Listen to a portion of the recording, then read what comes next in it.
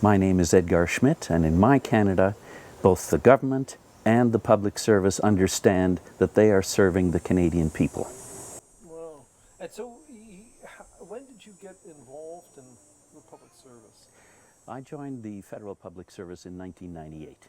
Then I joined the Legislative Services branch in '99. And I was delighted to do this. I loved working with words and ideas, trying to structure texts, trying to put things together, asking the questions of policy people. What are you trying to accomplish?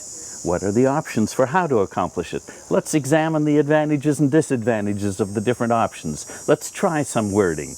Let's do things like that. That sort of interactive development of legislative texts is something that I love doing.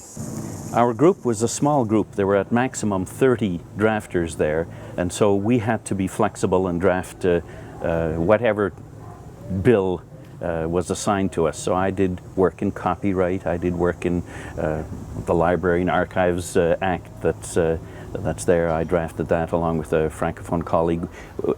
Incidentally, that's something that always happens federally. We always draft in teams of two, a Francophone and an Anglophone, writing the two versions simultaneously. So then what happens to your work at that point? Eventually, the government would review the text to ensure that it was consistent with their instructions, with their wishes, and some minister would then sponsor it in Parliament, would introduce it in Parliament, either in the Senate or in the House of Commons, usually in the House of Commons, but occasionally bills begin in the Senate and then make their way to the House later.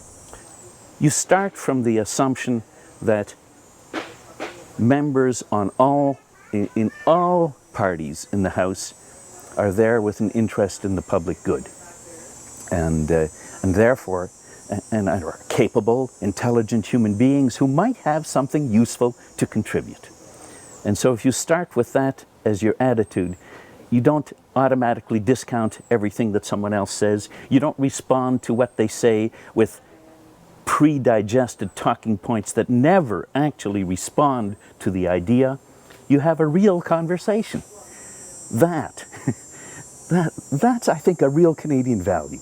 You want to have a real conversation, and we're not having real conversations in Parliament these days. I don't think that happens nearly often enough. Do we need to change the way Parliament works in order to address the sound bitification of communications?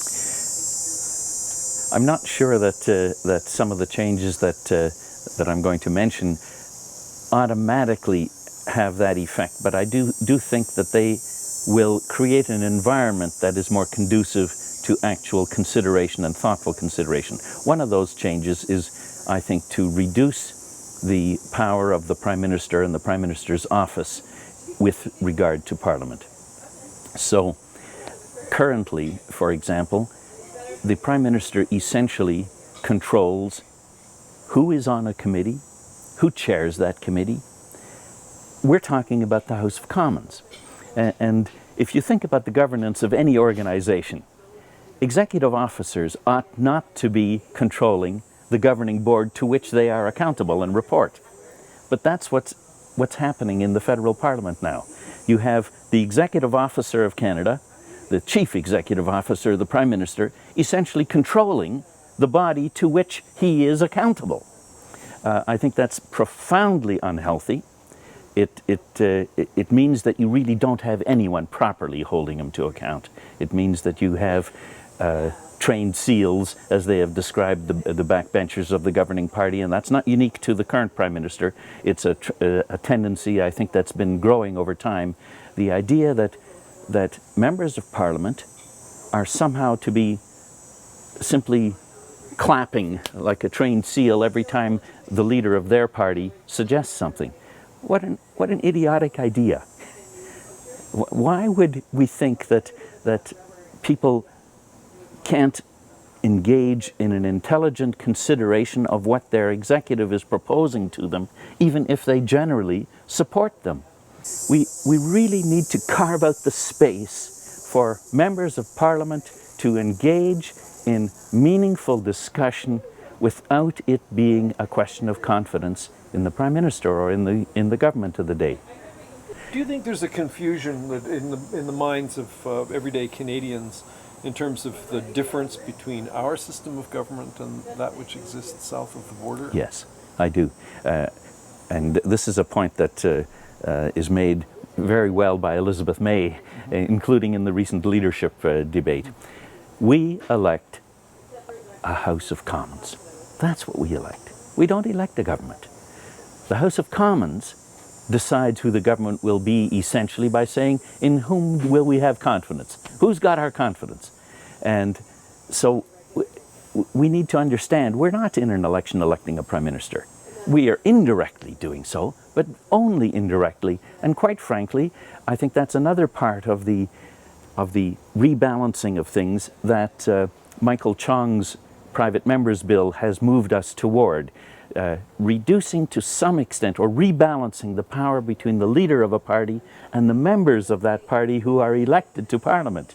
The fact that a caucus can now choose to put in place rules that allows the caucus to say, you know, we don't want you as our leader anymore. We'll have someone else, thank you very much. It's the sort of thing that rebalances power somewhat within the whole parliamentary system. Means that a Prime Minister can't just presume that he or she can act as they wish, because after all, they just might lose their job if they don't take into account the interests and concerns of their caucus. The thing is, while we sort of think of ourselves as electing a Prime Minister and so on, we don't have some of the countervailing or balances that are there in the American system. The President doesn't control Congress. And in our system, essentially, through all the various perks the Prime Minister can offer and the facts that the Prime Minister or the leader of a party can refuse to approve a candidate's nomination currently, etc., the Prime Minister had so much power that there really is no countervailing force in the Canadian system that the American system has by having a House of Representatives and a Senate that, they aren't beholden to the President. But I'd like to return now to the state. The reason why the state needs to take into account other values is because that is what the state's own constitution says. If you look at the constitution of IBM, it may not say anything about, protecting people's right to life, liberty, and security, etc., etc. But the constituting document for our Canadian state says that. The Canadian citizens, through their elected representatives, have said, we want this state to act in ways that respect our basic rights in certain ways. This is the top-level decision of this state. It's its highest rule, along with others. And of course, there's a balancing of rights and so on, but this is part of the Constitution. So, of course, executives in the state and employees of the state need to take those into account because that's the decision of the state. It's what Canada has decided, that we're going to act in ways that protect these basic human rights. And the interesting thing that I think sometimes citizens don't remember is that the Charter of Rights only applies to state action. That's all it's about. It's only about limiting state action. So clearly, state actors have to recognize the whole purpose of the Charter is to apply to them. It doesn't apply to you and me as citizens. It doesn't have any application to you or me and what we do as citizens directly. It only applies to state action. So clearly, state actors like ministers, public servants, have to recognize that this document, this constitutional document, is intended to guide their conduct.